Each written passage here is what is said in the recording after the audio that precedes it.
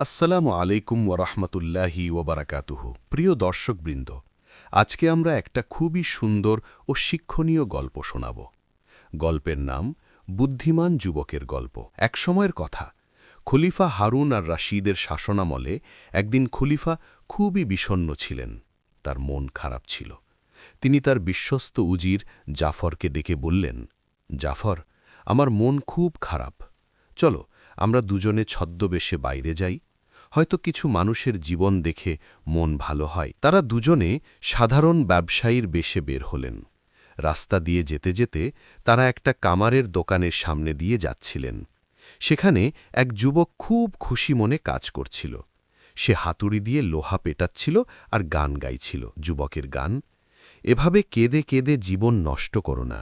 খাও, দাও, আরামে ঘুমাও, দুঃখকে কাছে ঘেঁষতে দিও না। খুশিতে মন ভরিয়ে রাখো। সবার সাথে হাসি মুখে কথা বলো। সবার পকেটে খুশি ভরে দাও। যারা প্রতি মুহূর্তে খুশি থাকে তাদেরকেই আসল জীবন বলে। খলিফা অবাক হয়ে উজিরকে বললেন, এ যুবক এত খুশি কেন? তার তো কোনো সম্পদ নেই, তবু এত আনন্দ।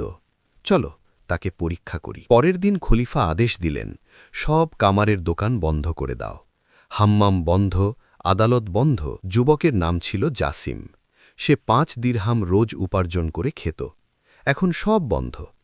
জাসিম হতাশ না হয়ে হাম্মামে গিয়ে কাজ নিল। সেখানে লোকদের গা টিপে কাপড় ধুয়ে 5 দিরহাম পেল।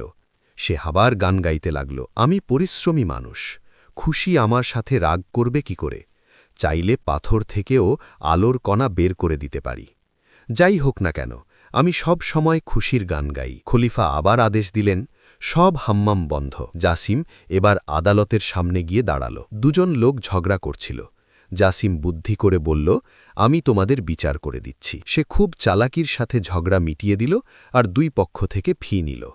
5 দিরহাম পেয়ে গেল। আবার খলিফা সব আদালত বন্ধ করে দিলেন। জাসিম এবার কোতোয়াল সেজে রাস্তায় গেল। দুজন লোক মারামারি করছিল। জাসিম গিয়ে থামালো, বিচার করে টাকা নিয়ে খুশি হয়ে বাড়ি ফিরল। অবশেষে খলিফা জাসিমকে ডেকে আনলেন। আদালতে একটা মামলা দিলেন, একজনকে মৃত্যুদণ্ড দেওয়া হয়েছে। কিন্তু জাসিমকে বললেন, একটা কাঠের তলোয়ার দিয়ে তাকে শিরচ্ছেদ করো। এটা ছিল পরীক্ষা। জাসিম বুঝে গেল এটা জাদুর তলোয়ার না। সে তলোয়ার দিয়ে আসামির গলায় ঠেকিয়ে বলল, যদি তুমি নির্দোষ হও তাহলে এ তলোয়ার কাটবে না। তারপর আস্তে করে টানল, কিছুই হল না। সে বলল, এ দেখো, সে নির্দোষ। খলিফা খুব খুশি হয়ে বললেন, তুমি সত্যিই বুদ্ধিমান। তোমার মতো মানুষ আমার দরকার। তিনি জাসিমকে উপদেষ্টা বানিয়ে দিলেন এবং অনেক পুরস্কার দিলেন। গল্পের শিক্ষা, জীবনে যতই কষ্ট আসুক কখনো হতাশ হইও না।